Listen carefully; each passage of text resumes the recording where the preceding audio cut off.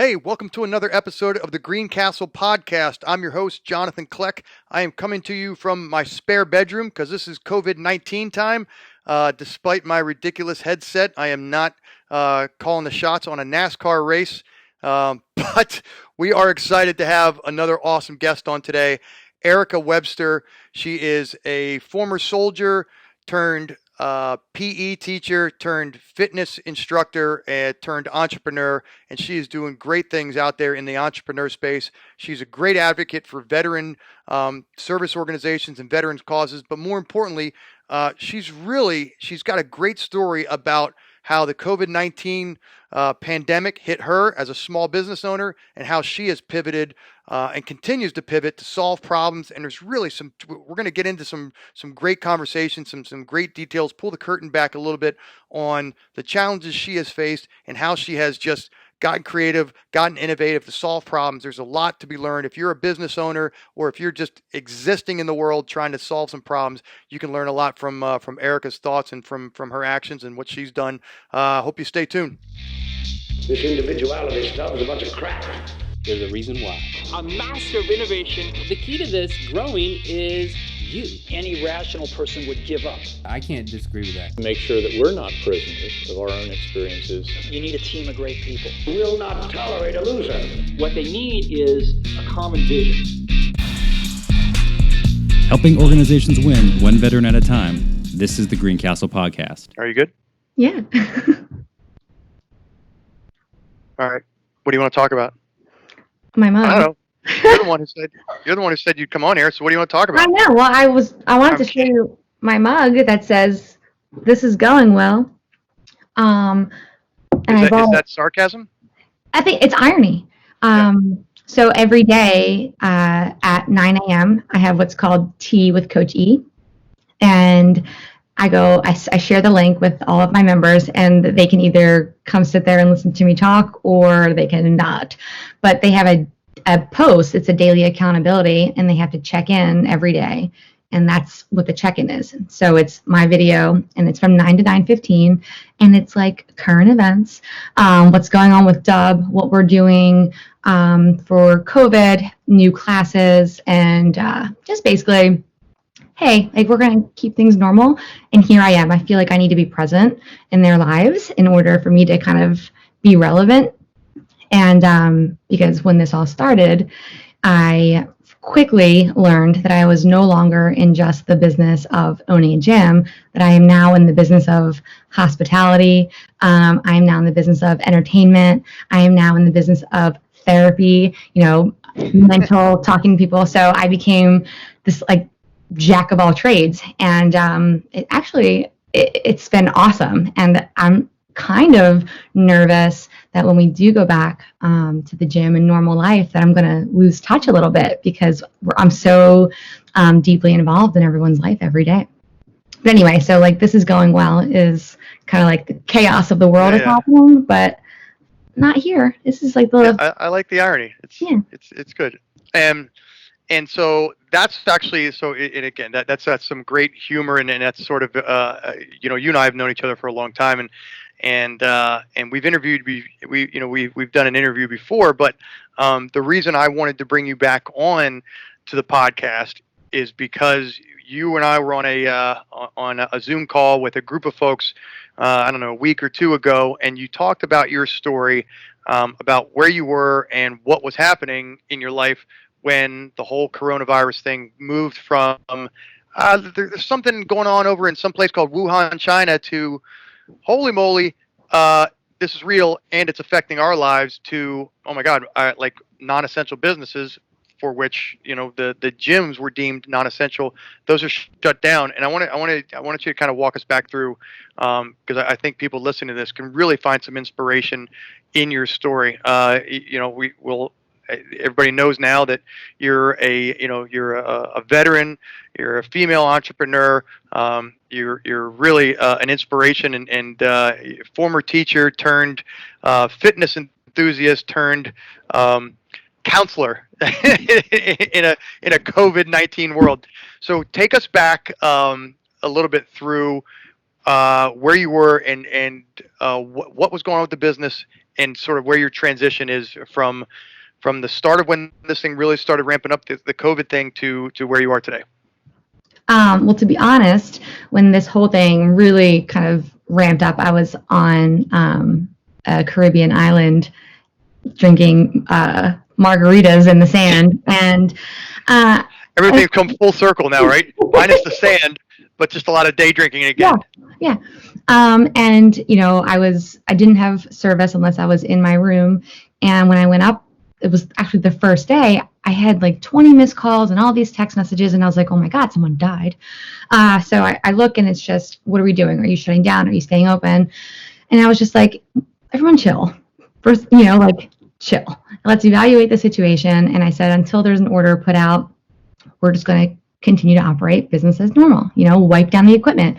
And so I had placed an order for extra Clorox wipes, and I gave my coach the order that every member in the studio has it like a container, and they would use it for everything. And I was like, we're going to show them and let them see that we are cleaning before and after, and they're cleaning. I said, just let it be visual. They see us cleaning. It means that we are doing it, So this is when gyms were still operating, and you were like, hey, this is how we're going to tackle this problem. Yeah, because again, I don't like to say that I freak out or buy into like the hype, but I'm like, okay, we'll address the situation as it comes. And this is what we were dealing with now, is making sure that you were washing your hands.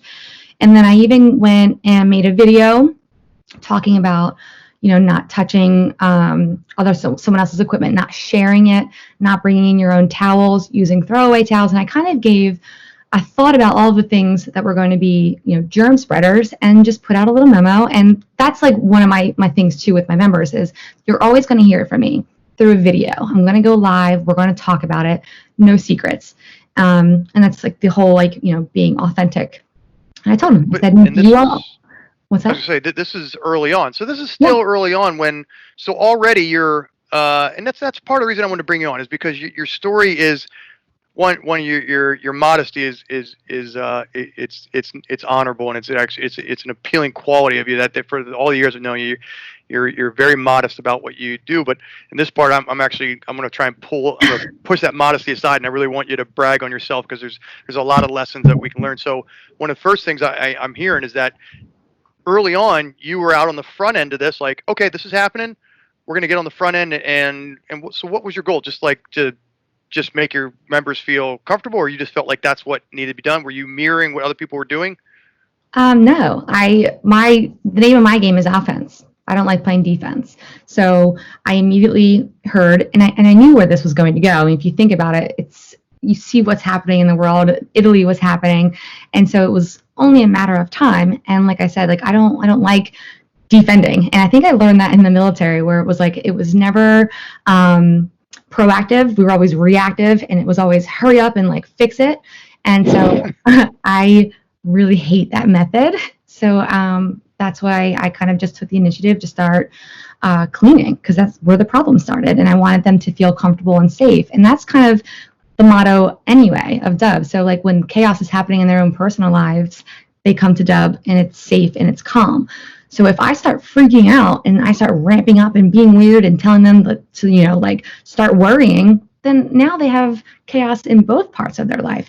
So even like I said, even now, I'm not going to jump ahead, but I always want to be that constant calm, and that, that almost like beacon of strength where they can trust me and they can follow me. And I think that's, being a leader. And that's the whole thing behind Dove, is leading these women.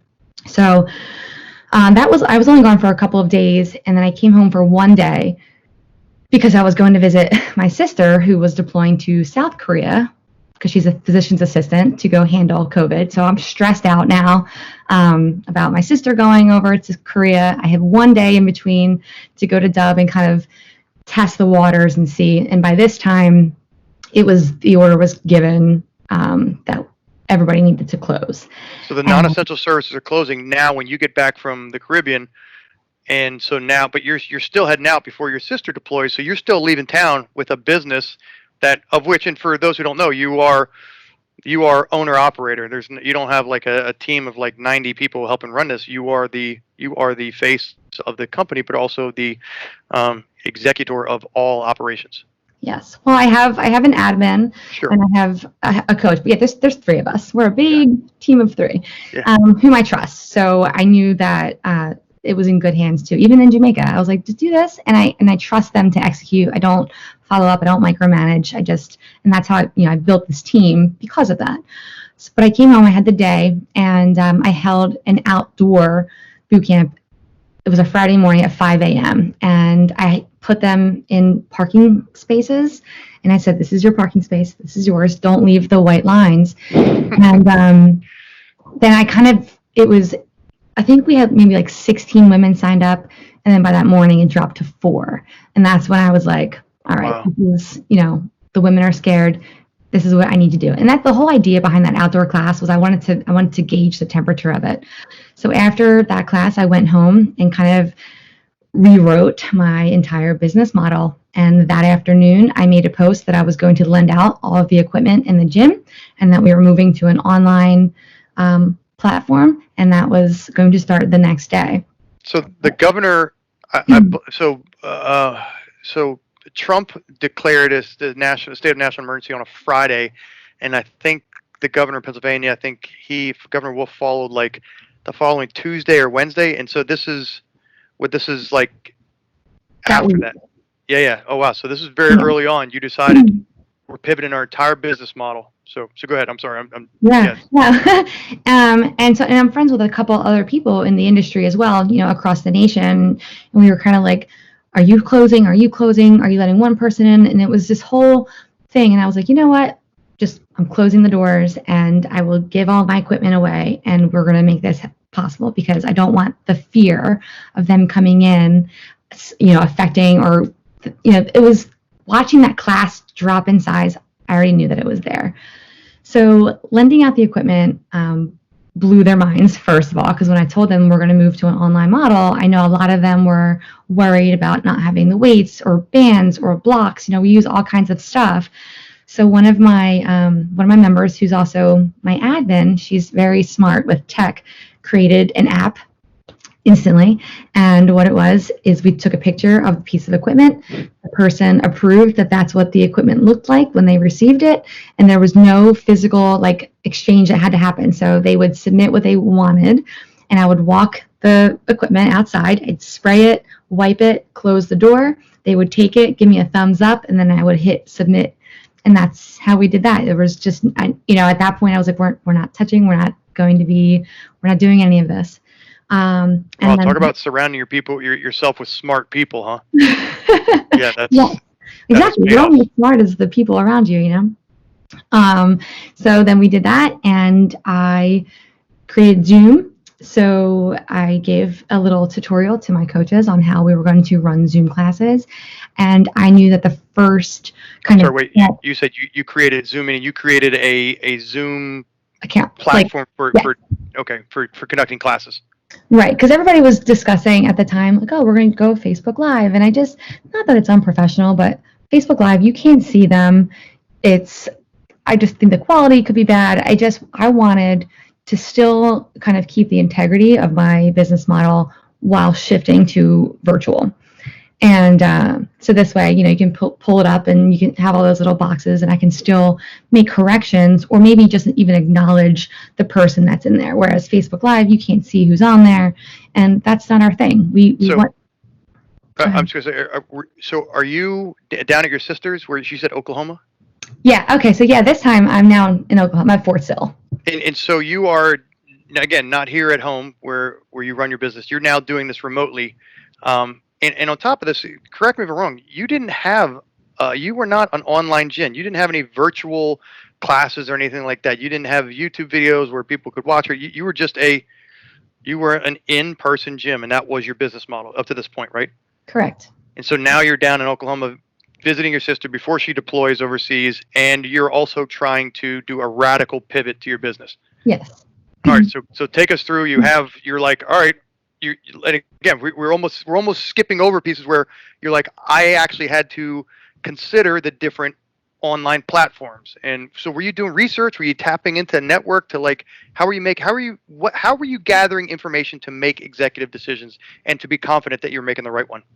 So actually, it was on my flight to Oklahoma when I was trying to figure out what the class schedule should look like, how many classes I should offer, how I can maintain paying my employees, how I can get the members to want to stay members.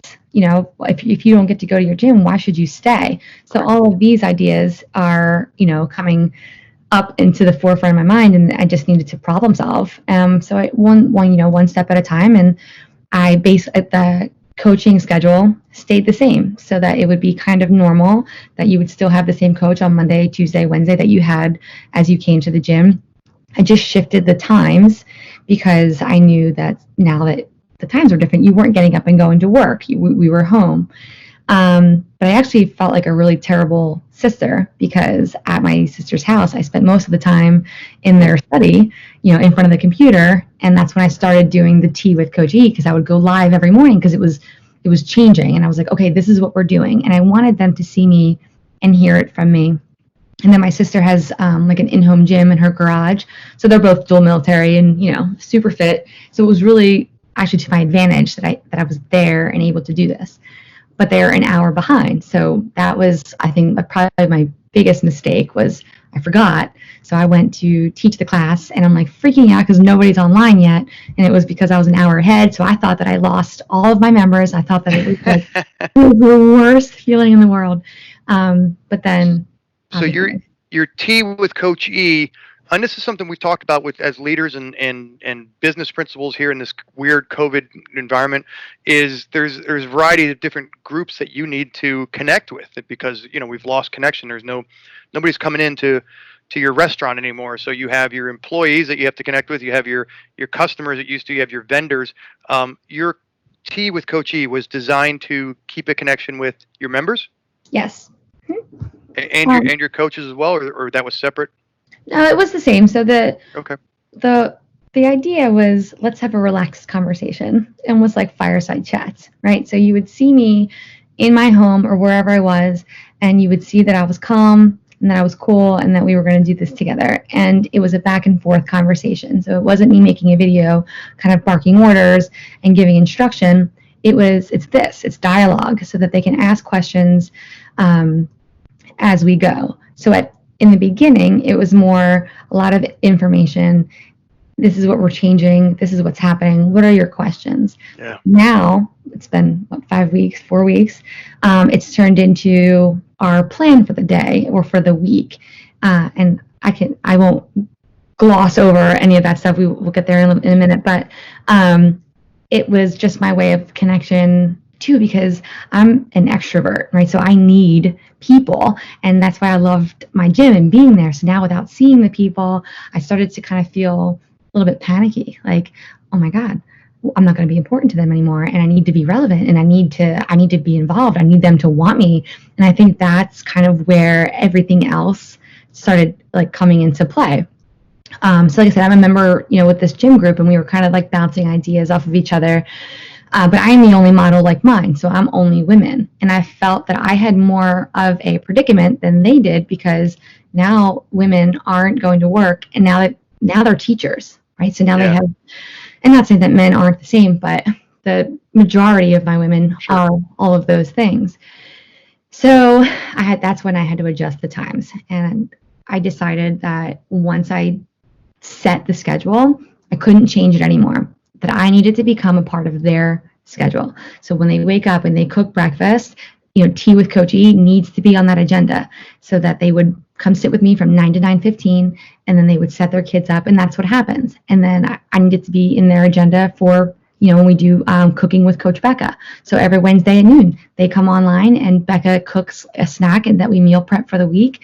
And I wanted it to be consistent and relevant. So now we're helping them meal prep. I'm also giving them engaging with them in the morning. We're having our tea, so they have their tea or their coffee. Everyone has it, and they sit there. And it's funny because you can see the kids running around, and now the kids know that's mom's going to sit there and they're going to have their tea and they're going to talk.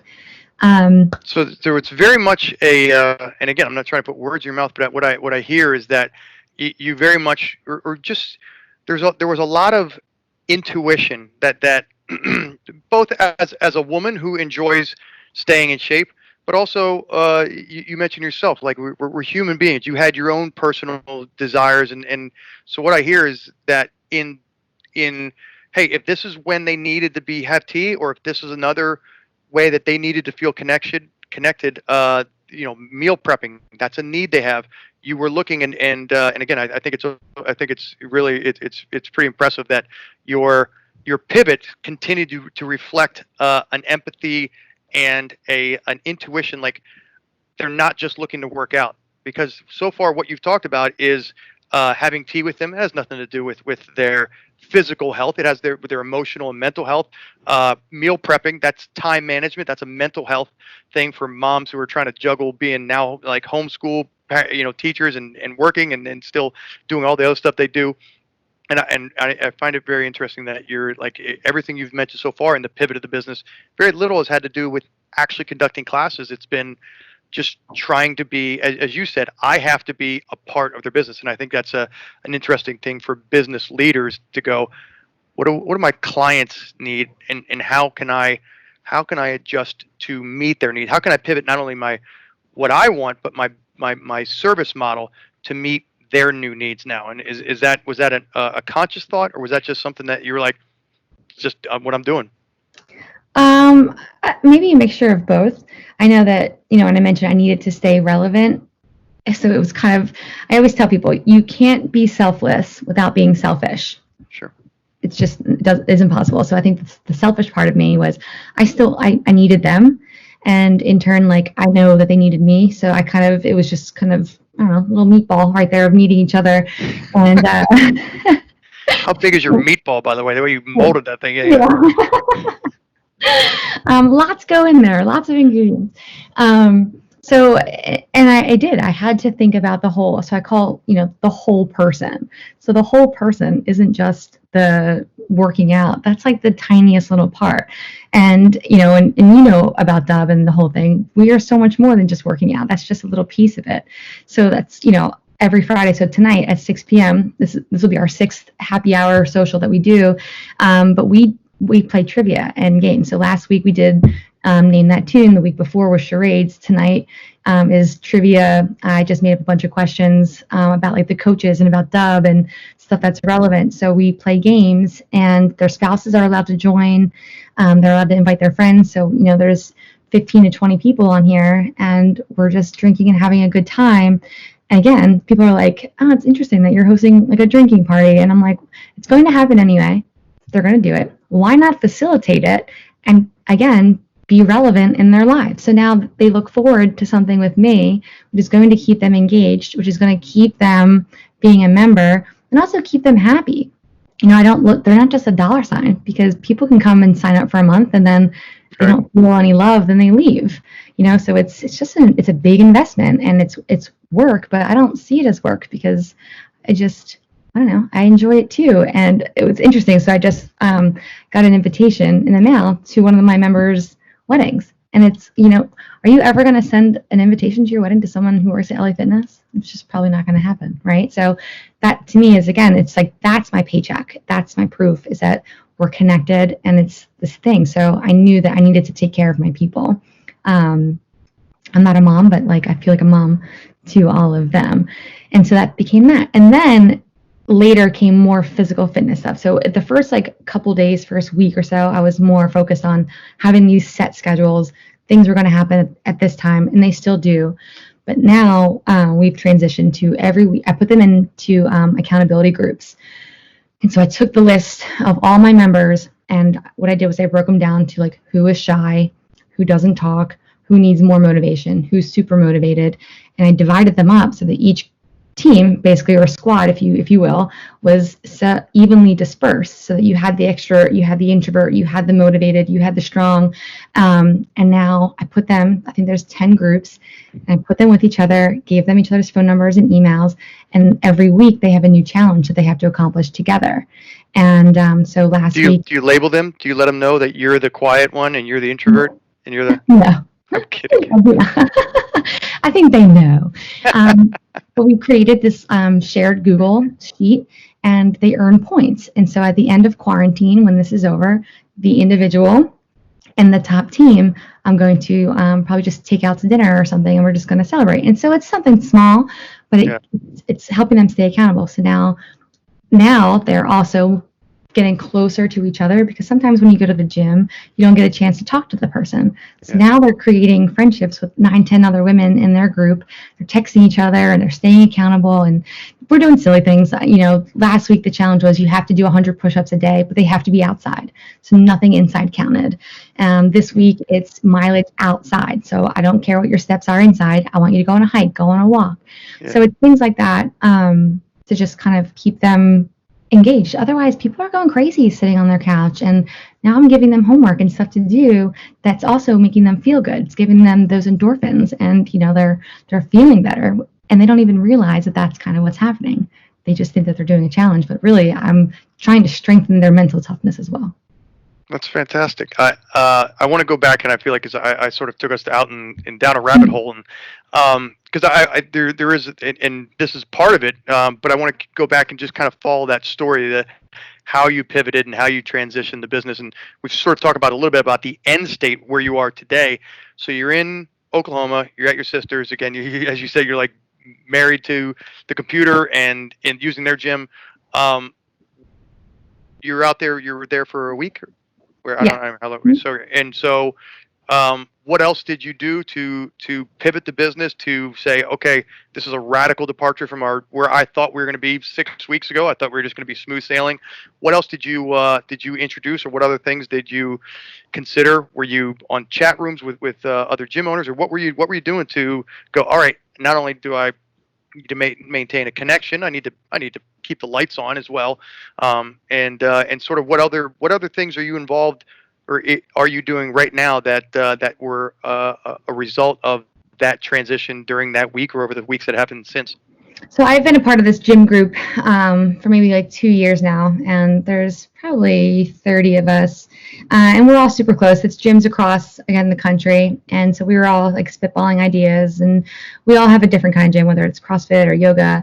And I think the biggest concern was membership.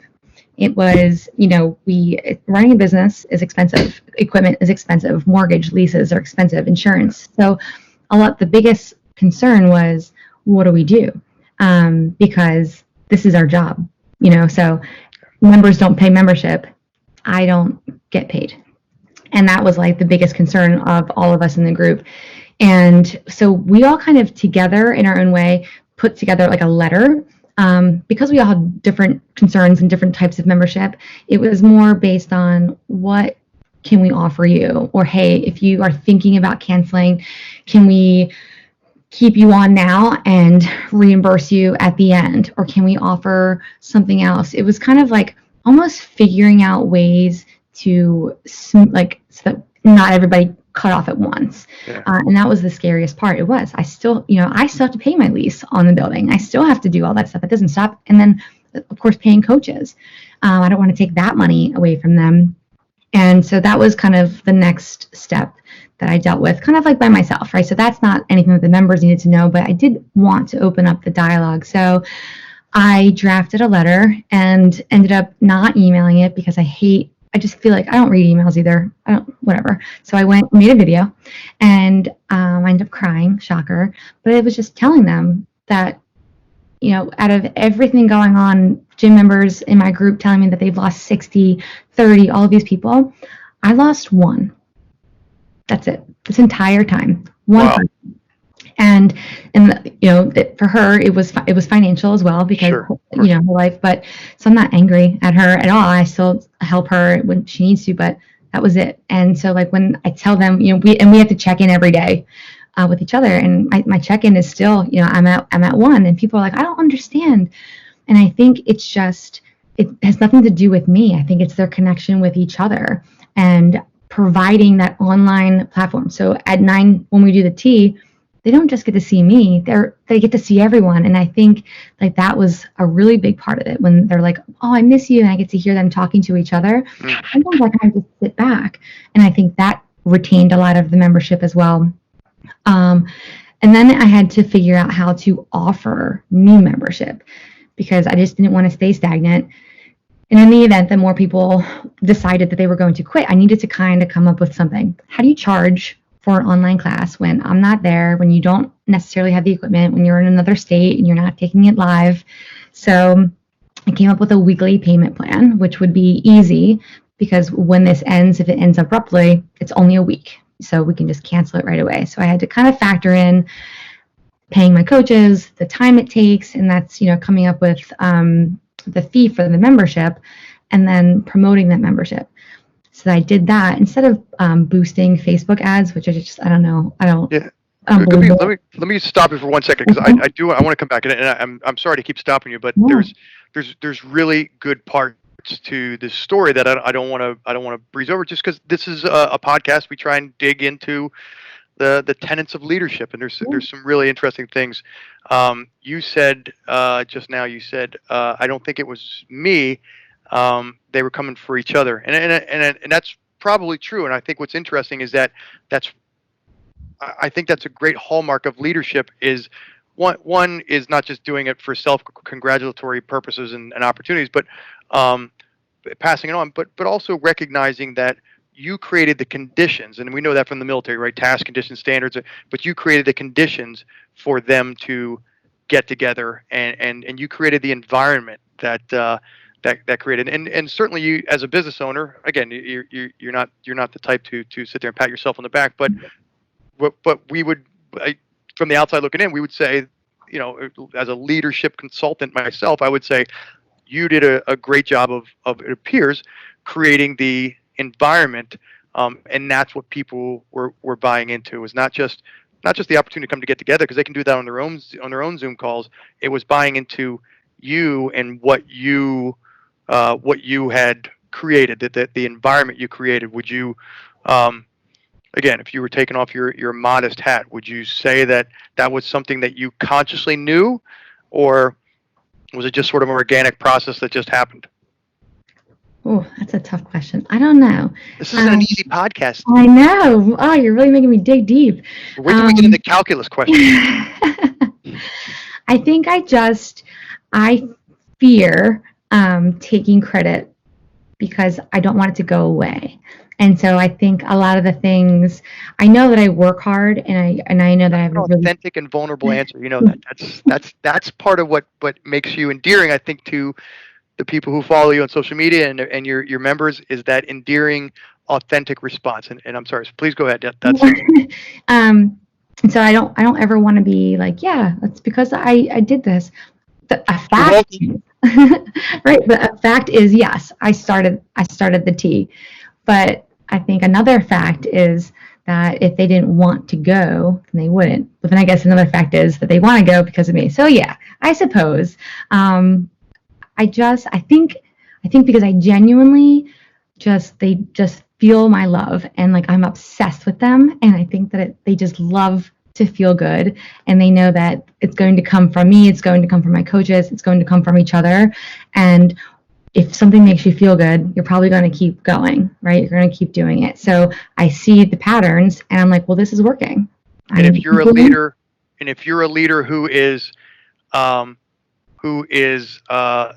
motivated by making other people feel good, it's this fantastic circle, right? Where your job is to create conditions and an environment with that make other people feel good. The better they feel, the more you are inspired and the more you're motivated to work hard for them. I'm putting words in your mouth, but that's I say it all the time. That is exactly it. And I don't shut down. I mean, from when I wake up in the morning until I go to bed at night, you should see I have Post-its and lists, and I'm constantly, you should the text between me and my admin. I'm like, this, and she's like, Erica, categorize these things, and that's part of, how I work, and why she is so good with me too, is because I'm such an idea person. I'm always thinking of things, and she's able to like, this can be done in 6 months. This can be done tomorrow. And Erica, just chill out for a second. We got it. But I always want to keep innovating and bringing new stuff, because I never want anyone to get bored.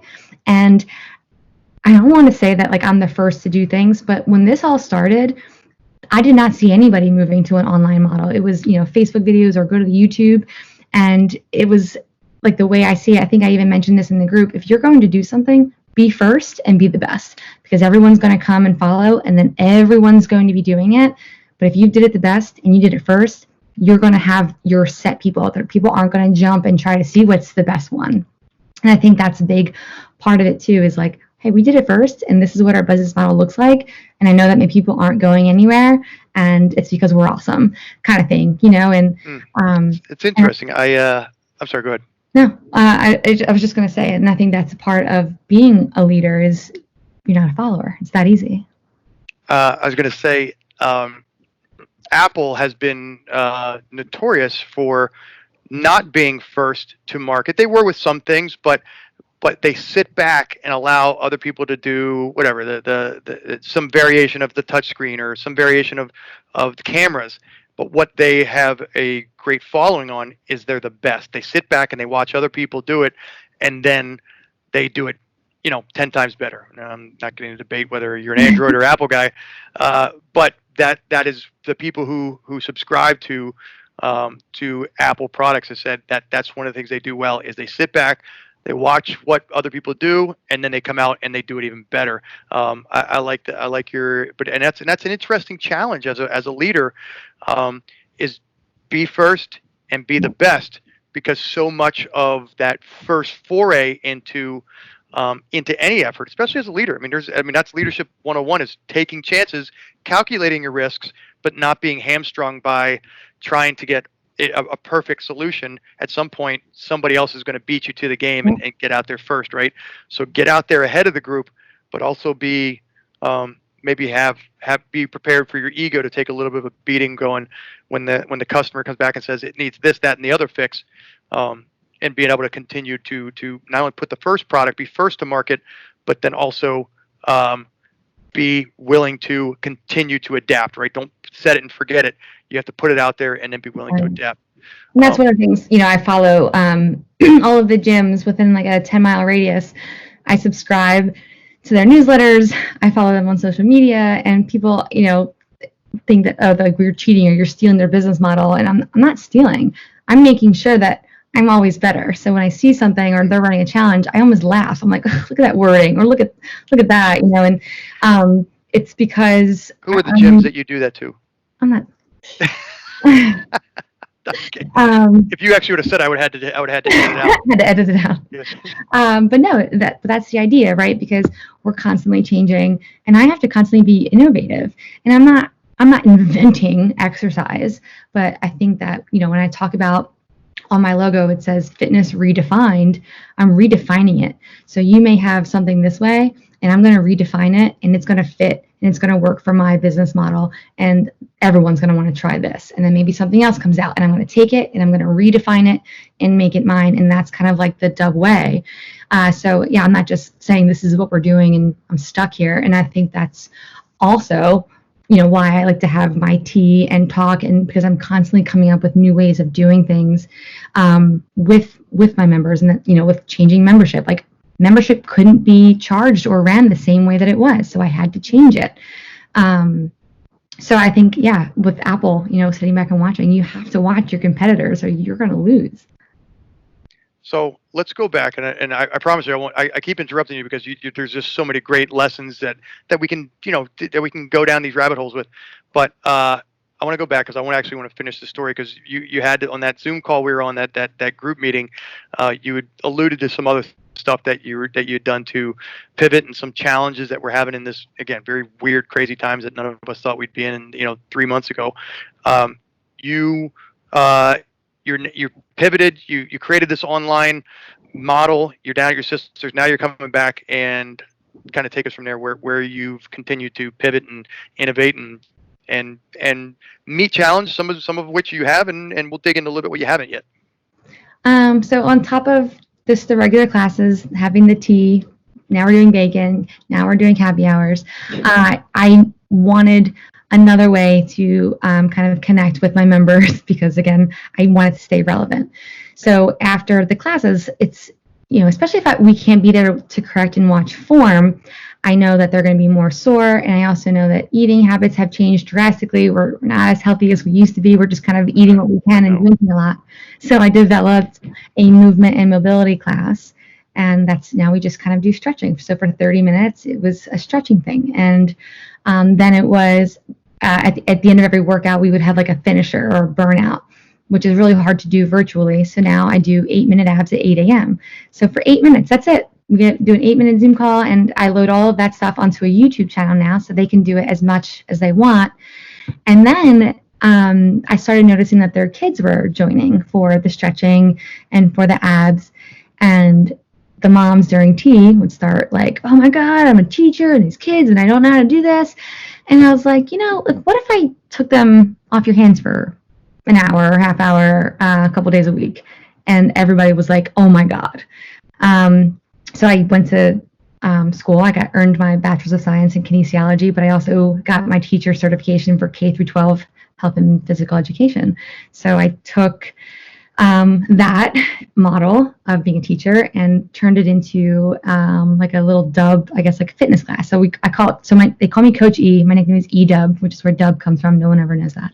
I called it PE with Coach E, and I did a couple classes with my members first, did like a trial to see how it would go, because talking to kids here, I can't force you to do anything, right? You can just run around like a crazy person. But I knew it had to be fitness and not so much game oriented, because fitness would wear children out. Fitness is going to make kids tired. And that's what the parents needed. They needed their kids at the end of the day to get worn out so that when they were finished, they would eat dinner and then kind of like chill out. So I developed PE with Coach E, and that's exactly what it is. So for the time, it starts at 5 p.m. And I'm soaked with sweat after teaching this class with the kids. So it's really cool. And I put up a big projection screen at Dub. So when I'm teaching the class, like how you can just see me probably in a small screen or vice versa, now on the projection, I can see everyone big. So it's like 12 by 12 for each little square.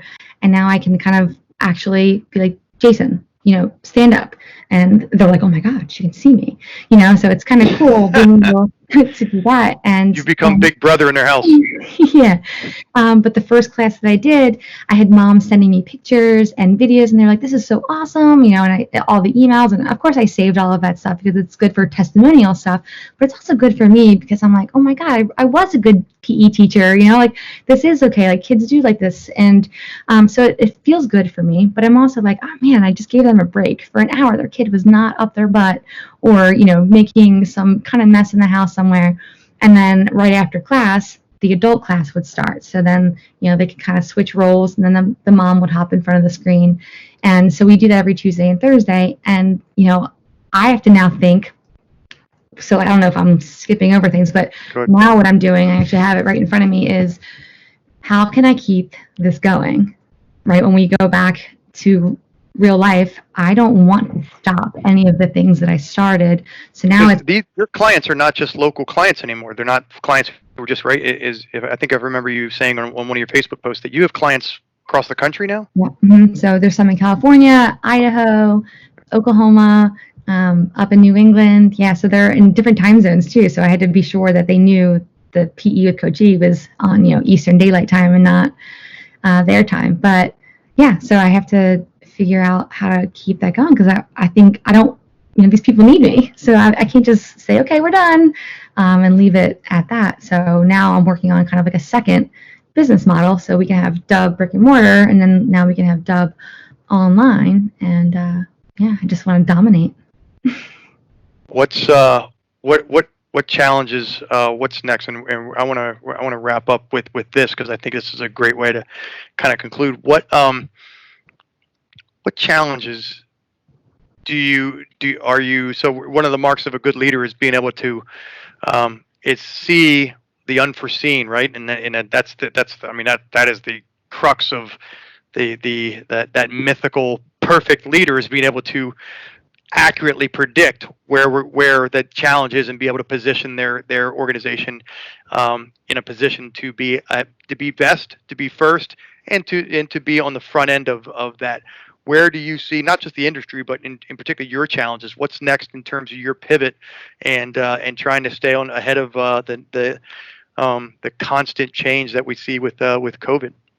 So I think my challenges are twofold. So on one of my books, I have a T chart, just a line, and a little T, and I have COVID, and I have Dub. And so the COVID section has cleanliness, equipment cleaning, women, too close, sweating on the floor, because, whether we want to believe it or not, we have forever changed everything about shaking hands, hugging, and even just sweating next to each other. So I think I still need to be that upfront about, we're clean, it's okay, you can do this. But I also need to be sure that I'm not just giving them lip service. I need to make sure that my stuff is clean, because God forbid it happens in my gym. So making people feel safe, feel comfortable, also meeting all of the requirements.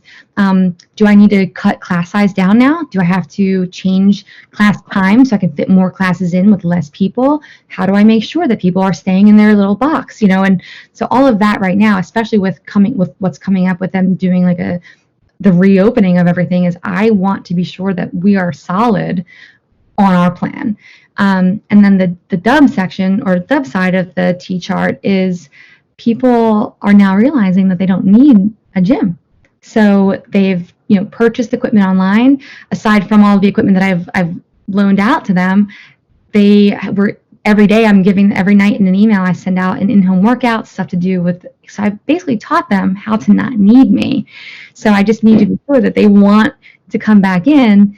And I think now, though, because I'm offering so much, like with the abs and with the movement mobility, with the tea, with the happy hour, I need to somehow keep that involved. And I know it can't be every day because everyone's going to go back to work and things are going to change, but how do I keep this closeness so that we all just don't kind of fall off? Everyone right now is like, oh, we have so much family time and we love each other, and I'm not going to take this for granted. We all know that within a month of going back to our normal, busy, hectic lives, we just resort back to that. So I want to make sure that I stay relevant in both the gym aspect and in their personal lives aspect. So that's kind of what I'm working on now, is challenges. Not easy challenges to overcome. That's hey, before we wrap up, where can people find you on the interweb?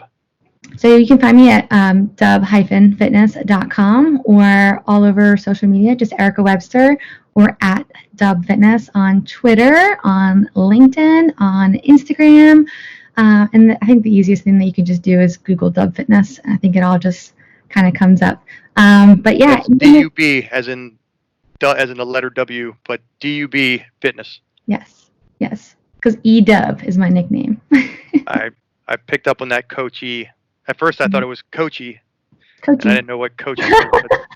But no, it's not Coachy. Yeah, I'm slow on the uptick there, but I got it.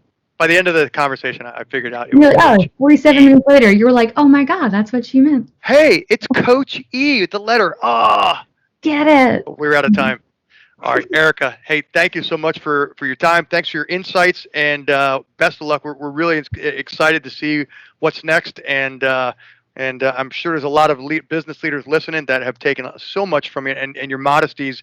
It really is. It's inspiring, and it's cool to see. But we appreciate you sharing the insights and pulling back the curtain a little bit on where you were and how you've gotten to some great innovative strategies. Well, thanks for having me and forcing me to have this hard conversation. Thanks for tuning in to another episode of the Greencastle podcast. Please be sure to give us a like, a thumbs up, a share. You can find us at greencastleconsulting.com/podcast, or on all the major podcast channels and the social media channels, including our YouTube channel. Thanks very much. We'll see you on the next episode.